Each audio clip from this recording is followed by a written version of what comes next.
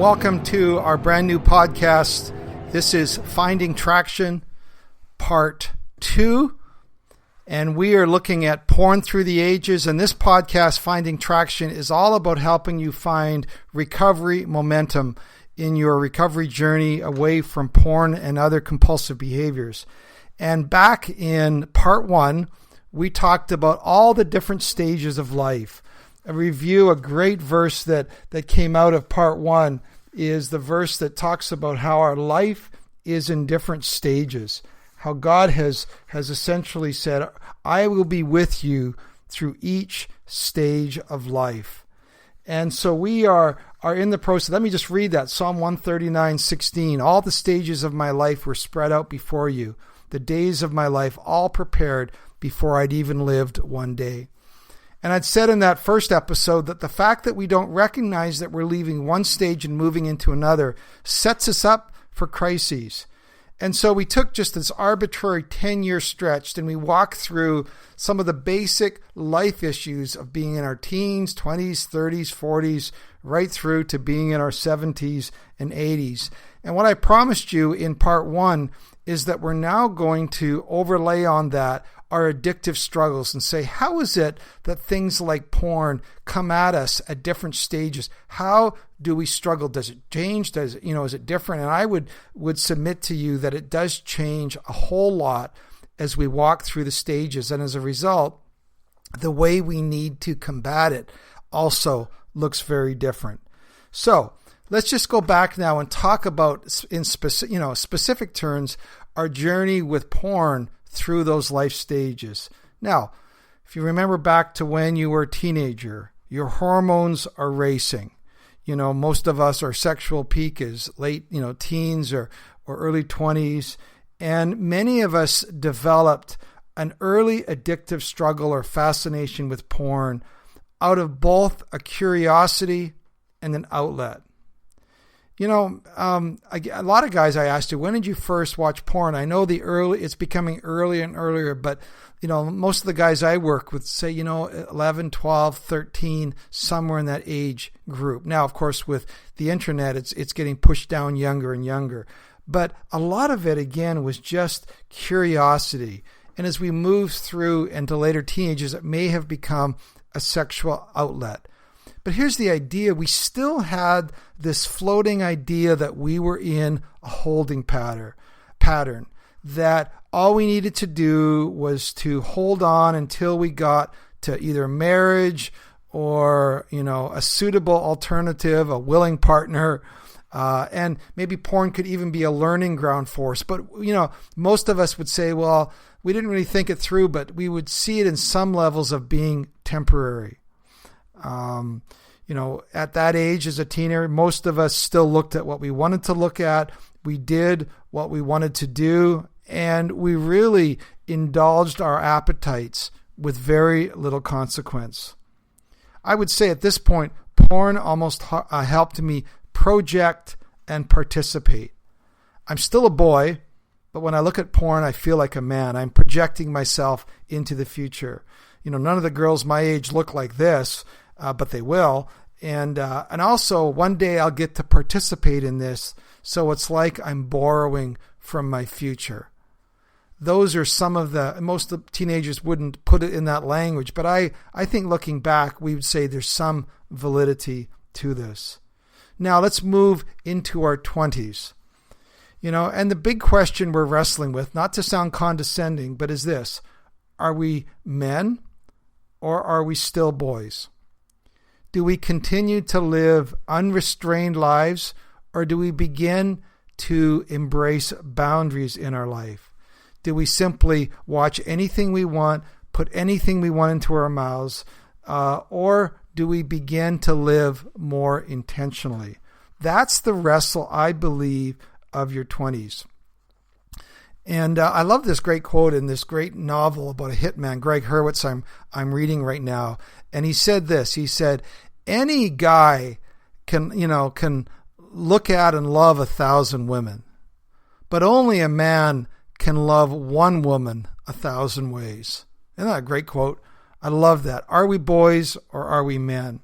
Now, our 20s, of course, will look very differently whether or not we walk into a committed relationship. Now, recognizing many are not in their 20s, but many people, I'm in a farm community, a lot of people marry younger as well.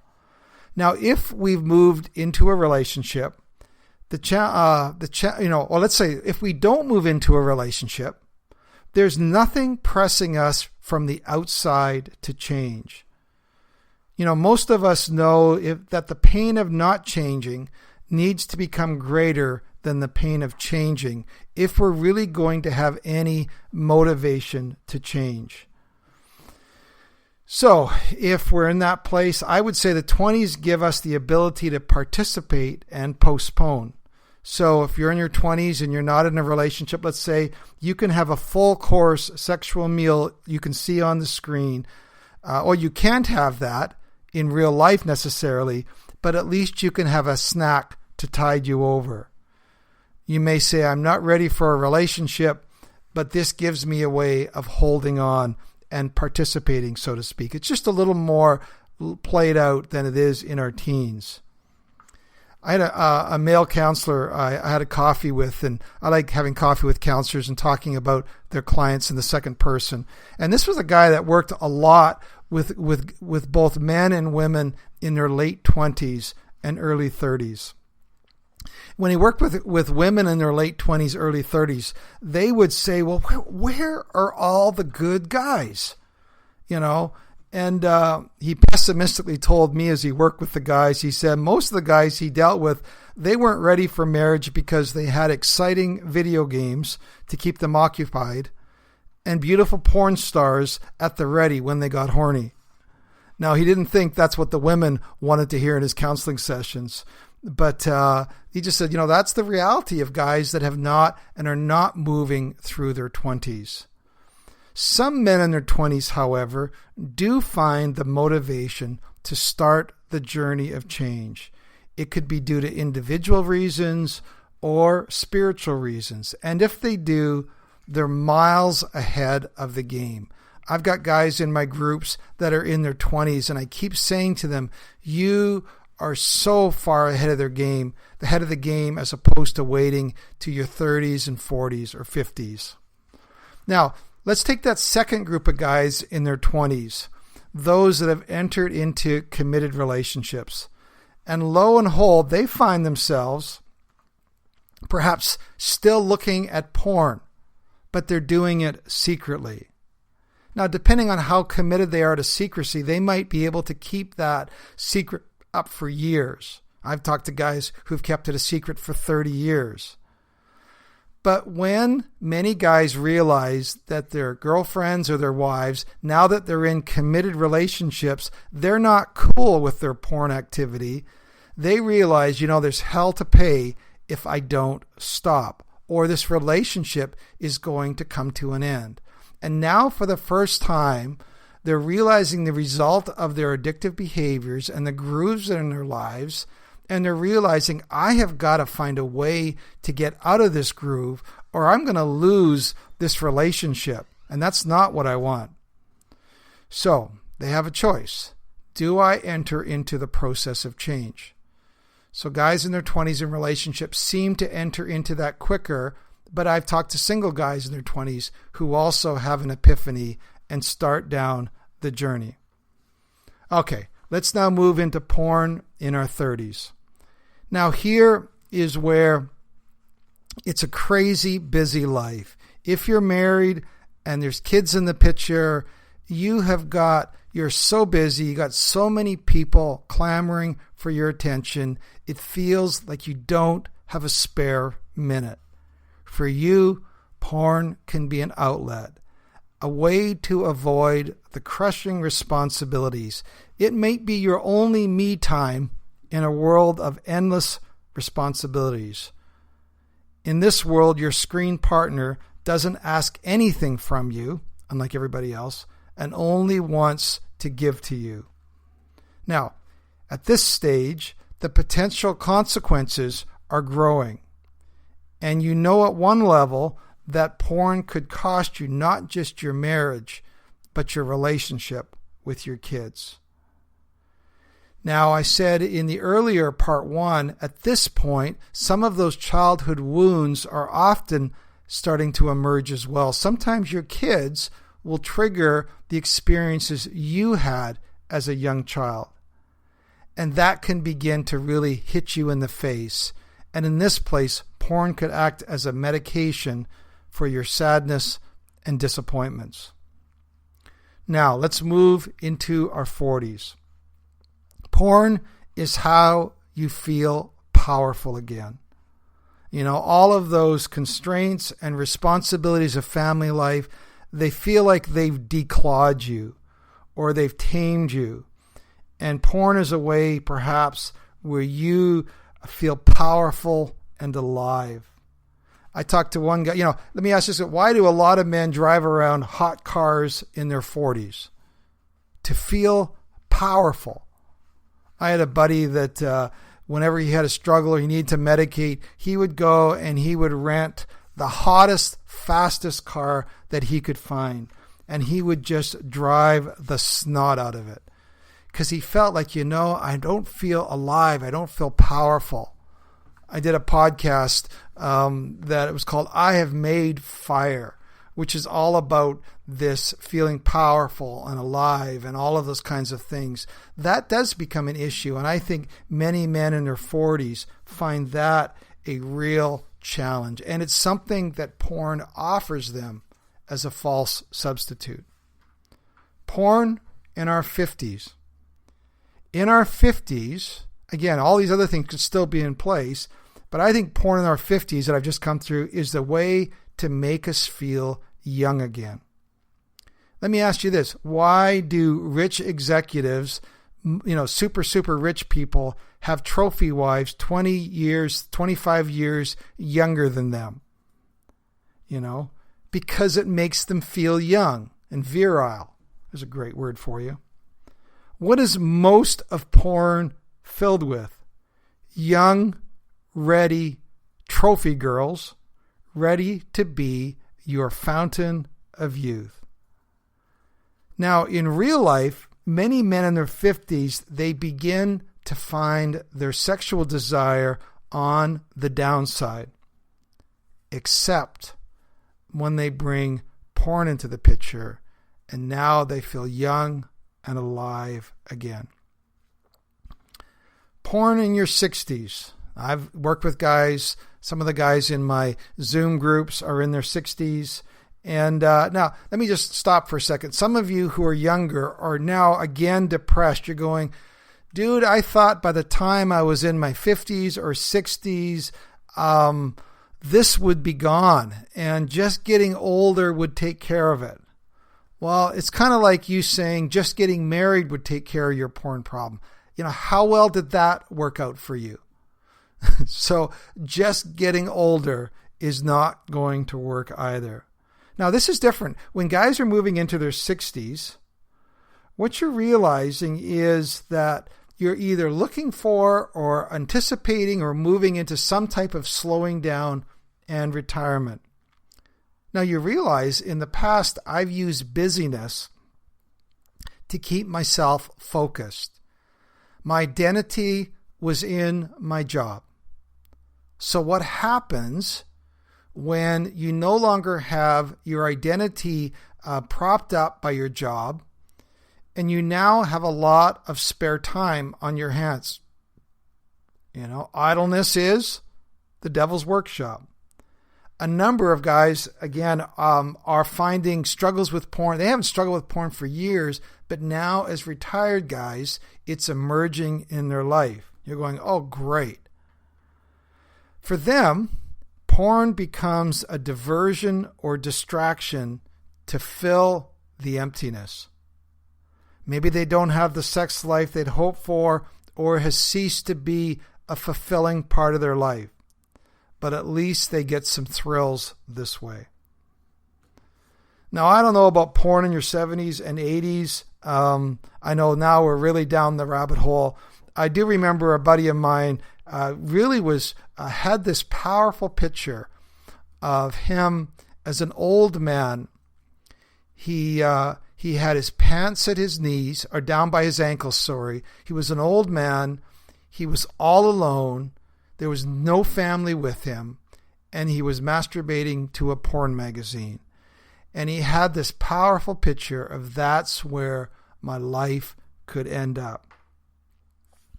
And so you're going, oh my goodness, please give me some hope. Tell me there's some hope through the ages. So I'd like to walk through a few things that I think are principles that can help us navigate through this season. I'm just going to walk through these. Here's the first one. When we are in one stage, it feels like it will continue forever. Okay, let me just put that to rest. It won't. The next stage will come whether or not you're ready. The problem is that porn has a way of keeping us frozen at an earlier level of maturity while we're now faced with the growing responsibilities of the next stage, and we're not prepared. That's the first thing.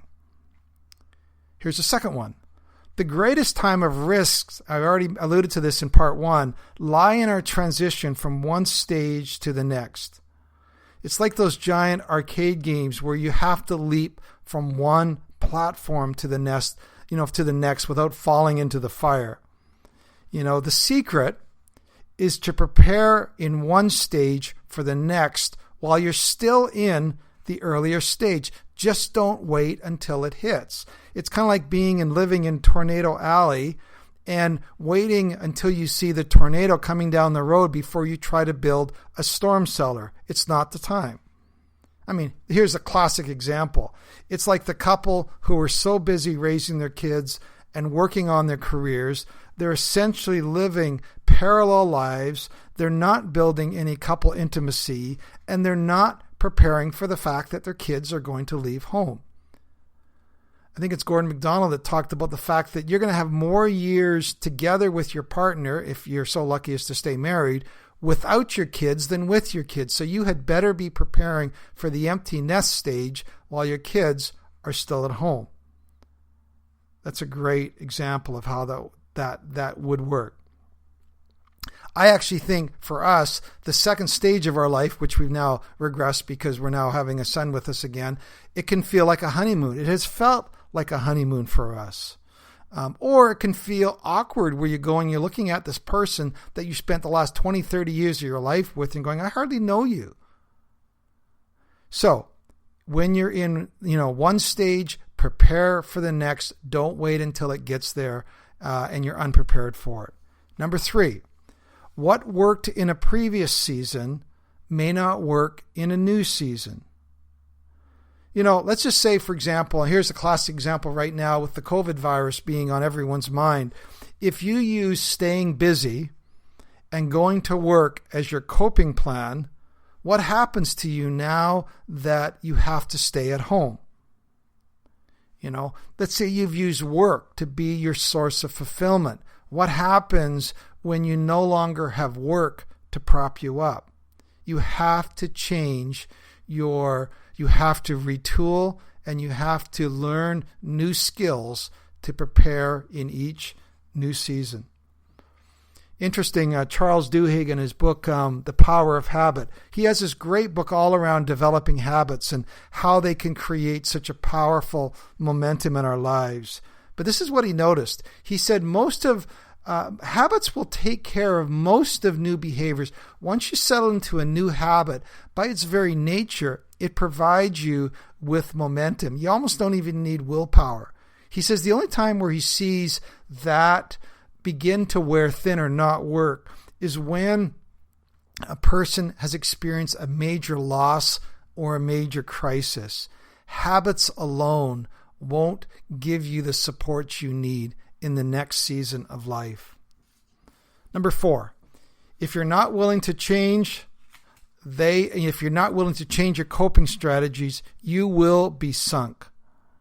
I have a number of people, for example, we're now live streaming Sunday morning. A number of people, some of my recovery groups are now switched to where we're doing Zoom meetings. And I've got guys that go, I don't want to do that. I don't do Facebook or I don't do Zoom. And I'm just going, dude, transition or die. Just curl up into a ball or you have to transition. I hate Facebook personally, but yet we're using it now just because we have to transition. Let me say as we walk through this whole idea, when you are in your 20s, you didn't need porn to feel young again because you were young. But in your 50s, you can get jacked up and you can get all hot and bothered through porn. And it's now a real issue because it's a way for you to feel like the eternal fountain of youth. You have to now deal with that in your 50s like you never had to deal like that in your 20s. Now, number 5, if we are prepared and do the work at one stage, we can move through the transition to the next stage in a stronger, healthier way. I heard a great podcast recently that said if our lives are going to be lived out of our whole center, we need to confront our false beliefs, we need to confront our formative wounds, and we need to grieve our losses along the way. I think we need to do that all the way through the stages of our life. But I think there's certain stages in our life that can give us doorways into doing the necessary internal work. For example, in our 20s, I think our 20s are a great time to confront our false beliefs. Many of us have inherited or adopted life scripts that frankly just need to be confronted. Otherwise, our 30s are living out this whole false script, or like one guy say, we spend our 30s climbing a whole ladder, and then we realize the ladder was leaning against the wrong wall. If not before or by our 30s, in our 30s, we need to confront our formative life wounds and hurts. If we don't do that, by the time we hit 40, we will realize we've been living life out of reaction rather than out of a healthy center. We will not have lived an examined life in our 30s, and then we will look back in our 40s and go, now I'm full of regret. So in our 30s, we can prepare for midlife by examining the reasons for why we're living out the life choices we are. Somewhere along the way in our 40s and 50s, we need to learn to confront loss and learn to grieve well. Over the years in my job, I've lost many relationships. I've had many things go sideways. I need to learn to grieve those things, the things that haven't gone the way I'd hoped they'd go. And finally, and the best part of this, number 6, and I really do believe this, each season provides a season of joy and opportunity as we handle the challenges we face with the help of God and others. I think we can thrive in each season if we do it intentionally, we're leaning to other people, and we're looking to God. 20s, as a single person, I think you can be exploring the world around you, relationships around you, with openness and curiosity. The world is your oyster, so to speak. It can be a time of great excitement and risk-taking. 30s, as a young married person, the personal growth and joy that comes from learning to be a spouse and learning to be a young parent. In our 40s, we can have a settled satisfaction that we are a safe place for our teens to bounce up against and individuate from. We can feel great that we provide a safe world for those who we have responsibility and care over, and that they're going to grow in a lot healthier way because they didn't have to deal with some of the things that we dealt with. In our 50s, we can experience the joy that comes from helping launch out our kids into their lives with confidence and security that we've passed on to them. Our 60s give us the opportunity to give back, whether it's helping our kids, loving on our grandkids, or just an opportunity to use a lifetime of skills, experience, or wisdom. And in 70s, if we are given that many years, they're an opportunity for us to father people, be cheerleaders and people of encouragement and security. Gordon MacDonald spoke about finding a new call for his life in his 70s and 80s. And the last one, I said the other was the last one, but I do have to end with one more. Remember that God can be our constant companion through each stage. Once again, Psalm 139:16 says this, "All the stages of my life were spread out before you, the days of my life all prepared before I'd even lived one day." I think you would really be served well, whatever stage you're in, 20s, 30s, 40s, 50s, 60s, by really looking at some of the issues that you need to examine in your life and in maybe some of the challenges you face and some of the addictive struggles that you have. I put quite a bit of work into this, and this is what I've pulled together. I have pulled together worksheets on how to beat porn in your 20s, how to beat porn in your 30s, all the way through to your 60s. I didn't do 70s. I thought that was presumptuous, although I have some 70-year-old guys helping me with the 60s one. But what I did is I pulled together some worksheets. Each worksheet has got the key concepts for this age group. It's got some of the key challenges that you will face. And then it also provides some tools and resources that you can look to. I'd love to share that with you. They're free. And so what I would encourage you to do is to go on to my website. The website is bandofbrothers.care. You go on that, you will see something that says free resources. You got to click if you're a regular or a pastor dude, but you'll click on that, and then what you'll see is something that says free resources. And you will be able to download any one of those along with a number of other worksheets for each of those ages. And you can begin to do that. You can journal and you can think through what the ages of your life is and how you need to be preparing for the next. I'd love to share that with you. All I've asked is to get those worksheets. I'd love to get you on a mailing list so that I can let you know anything that we're doing for your benefit. And so bandofbrothers.care. And I think there's also, if you just go bandofbrothers.care/free-downloads, you'll probably get it that way, or you can just click through the links and go to free resources. So again, welcome to our new podcast called Finding Traction. I'm excited for this new podcast. I think this will open up material for everybody, whether or not you're clergy, you're not, whether you're struggling, not only just with porn, but any other sort of addictive behavior. I think this material could be really helpful for you. So God bless you. I'd love to hear from you. My email is bandofbrothers@shaw.ca. Or again, you can sign up for the email list through bandofbrothers.care. God bless you.